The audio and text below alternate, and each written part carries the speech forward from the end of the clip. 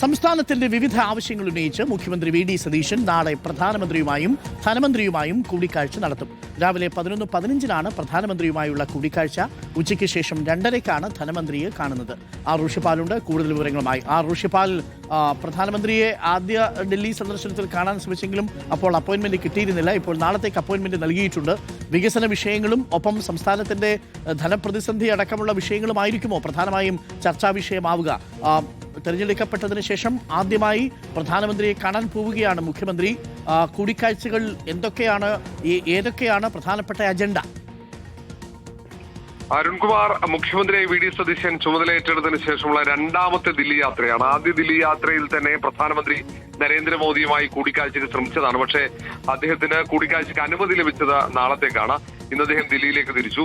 രാവിലെ 11:15 പ്രധാനമന്ത്രി നരേന്ദ്രമോദിയുമായി അദ്ദേഹത്തിന്റെ ഓഫീസിൽ കൂടിക്കാഴ്ച. അതിനുശേഷം 2:30 ധനകാര്യമന്ത്രിയുമായിട്ടുള്ള കൂടിക്കാഴ്ച നടക്കുന്നത്.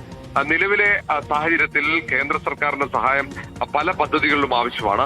അതുകൊണ്ട് തന്നെ അത് സംബന്ധിച്ച നിവേദനം പ്രധാനമന്ത്രിക്കും ഒപ്പം ധനകാര്യമന്ത്രിക്കും നൽകും. കാരണം ധനവകുപ്പിന്റെ ചുമതല കൂടി വി.ഡി. സതീശനുണ്ട്. അതുകൊണ്ട് അത്തരത്തിൽ ഉണ്ടാകും. ഒപ്പം തന്നെ നേരത്തെയുള്ള ധനകാര്യമന്ത്രി നിരന്തരമായി പറഞ്ഞുകൊണ്ടിരിക്കുന്നത് കേന്ദ്രം സംസ്ഥാനത്തെ അവഗണിക്കുകയാണെന്നാണ്. ആ നിലപാടിൽ ഇപ്പോഴും മാറ്റം വരുത്തിയിട്ടില്ല. ഇനി കേന്ദ്ര സർക്കാർ സംസ്ഥാനത്തോടുള്ള നിലപാടിൽ മാറ്റം വരുത്തുമോ എന്നതാണ് ഏറ്റവും പ്രധാനപ്പെട്ട കാര്യം.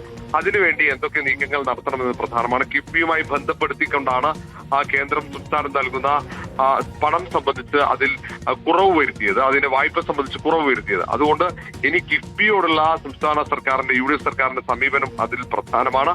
ഏതായാലും ഈ കൂടിക്കാഴ്ച വളരെ സുപ്രധാനമാണ്. കാരണം യു.ഡി.എഫിന്റെ തുടർ നയങ്ങൾ, അത് പ്രത്യേകിച്ച് സാമ്പത്തിക നയങ്ങൾ എന്തൊക്കെയാണെന്ന് അടക്കം ഒരുപക്ഷെ ഈ കത്തിൽ സൂചനയുണ്ടാകും. പ്രത്യേകിച്ച് കിഫ്ബിയോടുള്ള യു.ഡി.എഫിന്റെ നിലപാടടക്കം അതിനനുസരിച്ചായിരിക്കും തുടർ നീക്കങ്ങൾ. മാത്രവുമല്ല, ഇതിൽ സംസ്ഥാനത്തിന് കേന്ദ്ര സഹായം ലഭിക്കേണ്ട പ്രധാന പദ്ധതികൾ വിഴിഞ്ഞമുണ്ട്, ഒപ്പം അതിവേഗ റെയിൽപാതയുണ്ട്.